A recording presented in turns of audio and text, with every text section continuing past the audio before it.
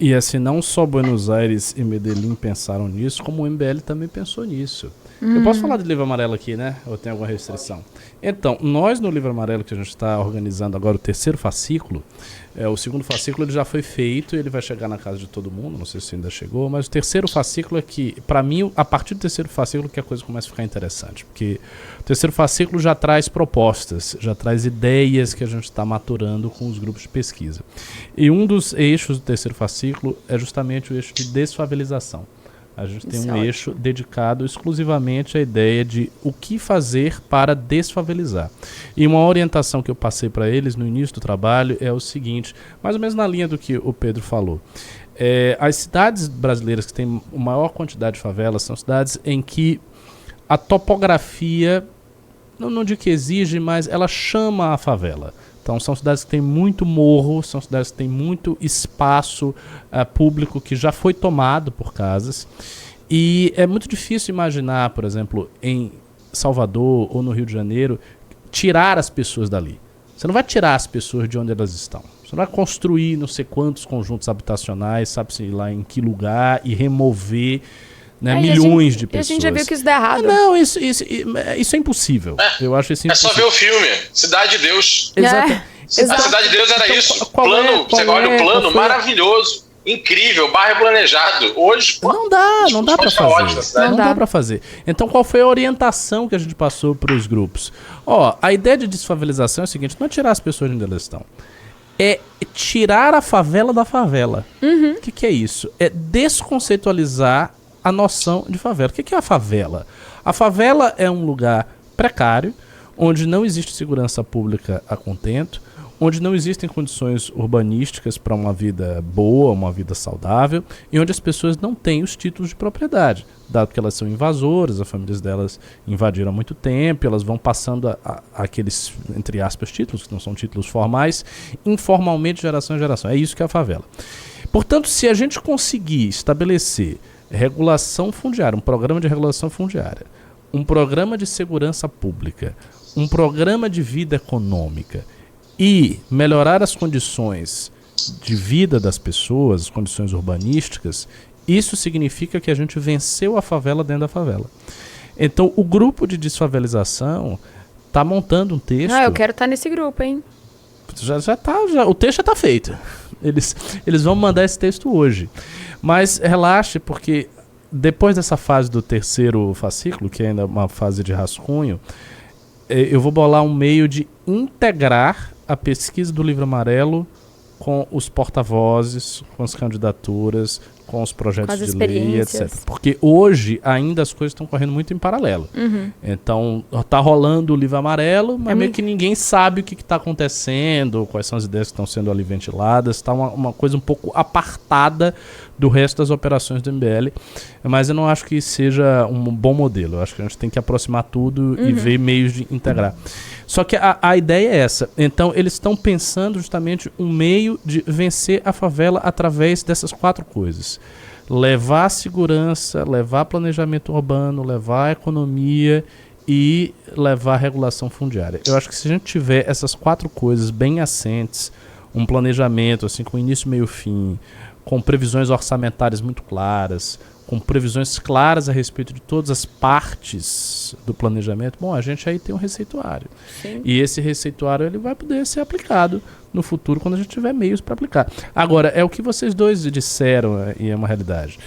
Para isso acontecer, só o Poder Federal. Não adianta imaginar que a gente vai... A gente pode... Buenos Aires fez. Mas sozinho? Sim. Pegando investimento de banco, né? Não com a própria receita só. Mas ele fez eu não sei, contramão eu vou lhe perguntar, mas você não acha que a situação de Buenos Aires não era mais...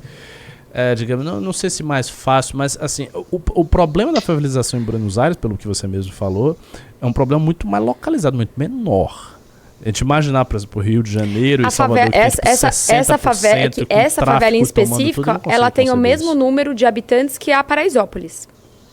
Então era uma favela grande. E eles fizeram sozinhos só o poder público da cidade? Eles pegaram investimento com o banco, a cidade, mas aí foi Não era dominado pelo tráfico? Tinha muito criminalidade? Não tinha tanto, eles tinham pequenas facções, mas nada tão organizado. que eles conseguiram desmantelar tudo quando eles começaram essa iniciativa.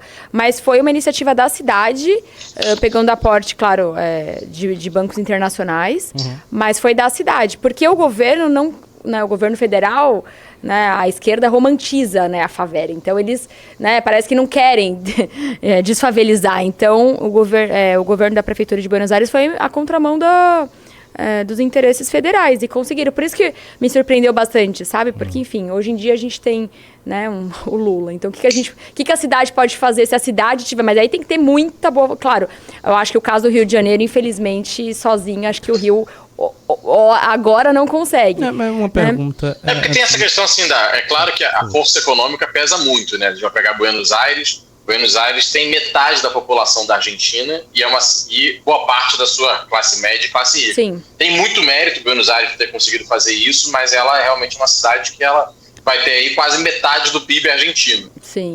Tem uma comparação mais próxima talvez de São Paulo. São Paulo 10% tem um orçamento, mesmo comparado ao Rio, que é a segunda cidade com o maior orçamento do Brasil, mas mesmo assim a diferença para São Paulo é muito grande, né? É uma realidade. Então, talvez uma cidade que tenha independência financeira, né, de orçamento para fazer isso, talvez seja, de fato, São Paulo. O Rio, mesmo sendo o segundo maior orçamento do Brasil, na minha opinião, sem apoio do governo federal, é muito difícil. E até estou vendo muitas... só reforçando o ponto, Amanda, que você e Ricardo também estavam comentando, eu vejo muita gente no comentário de que, às vezes, parece que o nosso discurso de urbanizar, regularização fundiária, algumas pessoas ficam muito tentadas com a ideia de não, mas era melhor um bairro planejado, tira essas pessoas daí e faz um bairro planejado. E eu convido vocês a olharem os vários casos do Rio de Janeiro. Vila Aliança, Vila Kennedy, que inclusive teve financiamento do governo americano, por isso recebe o nome de Vila Kennedy. Cidade de Deus, todos esses bairros foram tentativas de bairros planejados. E hoje, todos eles, sem exceção, são das favelas mais perigosas da cidade do Rio de Janeiro, completamente tomadas pelo tráfico. Porque você pegar um bairro, no primeiro momento, ele é planejado, ele é maravilhoso, ele é bonitinho, ele é fofo, mas se ele está distante do emprego, aquela população ela é pobre, porque ela não acessa emprego, não é perto do emprego, não é perto do trem, não é perto do metrô, rapidamente aquela população fica pobre e é distante da zona central. Então, rapidamente cai na mão do tráfico e do poder paralelo. É assim no Rio de Janeiro, com todos esses bairros planejados. E as melhores tentativas são essas, de urbanizar onde já existe. Porque a pessoa ela não é louca. Imagina, ela tem a opção de ganhar um apartamento bonitinho, fofinho, a 2 horas de trabalho dela, ou ficar num barraco numa favela. E ela prefere continuar na favela. Por quê? Porque da favela ela chega no trabalho e ela tem uma renda. Então, como liberais, não adianta você querer impor na vida dela. É melhor você morar lá. Ela fala, não eu não vou perder meu emprego. Não adianta, é irreal. Tem muitos casos que as pessoas voltam. Tem muitos casos desses centros, desses prédios, enfim, que elas acabam voltando. Elas deixam lá e aí vendem. E aí voltam porque realmente tem o elo familiar. E aí isso também é importante, né? Tem o elo, porque às vezes é uma mãe solo. E aí ela deixa, às vezes, com a tia que mora na rua de cima. Ela compra o fiadinho dela lá. Então, você tira essa sensação, esse senso de comunidade dela, que eles têm, né? Então, enfim, isso não é bom até por conta desse elo. Vários casos a gente vê aqui também. São Paulo tem a cidade de Tiradentes, né? Jogaram a galera lá para a cidade de Tiradentes, lá não tem emprego, né? E aí o poder público não chega porque não tem renda, não tem transporte público, a pessoa demora 2 horas para chegar no trabalho e acaba voltando para a comunidade. Então, são 2 gastos, né? Eu vou puxar uma sardinha aqui de Salvador, que eu conheci também uma iniciativa lá, junto com o Kim, o prefeito Bruno Reis levou a gente, algo... né, um protótipo, vai assim, mas eles incentivam a pessoa a ficar e eles dão 10 mil reais por casa para a pessoa arrumar a própria casa. Né? Então, se está caindo uma parede, enfim, um saneamento. Então, ele fala qual a prioridade. Então, eles têm uma lista ali que a pessoa pode escolher. Claro, né? Não vai colocar 10 mil reais de porcelanato, mas assim, uma lista, olha, é telha, é uma parede caindo, é saneamento, enfim. E aí, a prefeitura faz esse aporte para a pessoa permanecer na própria casa. Então, esse incentivo foi um programa legal lá de Salvador, que eu acho que é um pequeno passo, né, pra gente ter o que a gente quer. Achei, puxando sardinha aí dos baianos de plantão, achei uma iniciativa legal de Salvador. Uma pergunta que eu ia lhe fazer. Você viu lá em Buenos Aires uma iniciativa política da cidade e essa iniciativa deu resultado. Você acha que aqui em São Paulo, que não tem um problema tão agudo quanto no Rio de Janeiro ou em Salvador, que tem proporcionalmente muito menos favela do que essas duas cidades, você acha que é possível uma solução da cidade para o problema de favelização em São Paulo? Sim, eu acho que aqui a gente poderia contar com o governo do estado, que é muito né? Acho que um governo barra um governo barra prefeitura, eu acho que por si só eles conseguem resolver, né? Sim. E é muito legal, realmente, quando você vivencia, você vai em loco. Porque eu vi vídeos e tal, falei, legal, mas será que é assim mesmo? E você conversa com as pessoas lá, né? E eu fui com um morador de lá. Então ele falou realmente a diferença que era a vida deles antes para a vida que eles têm agora.